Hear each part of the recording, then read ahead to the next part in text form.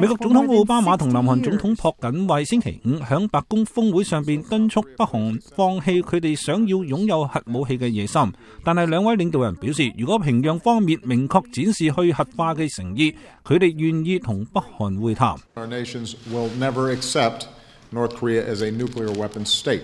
奧巴馬總統響會後嘅聯合記者會上邊表示，美韓兩國絕不接受北韓成為擁有核武器嘅國家。奧巴馬話，美韓繼續堅持認為平壤方面必須履行義務，以和平方式響朝鮮半島實現完全以及係可核查嘅無核化。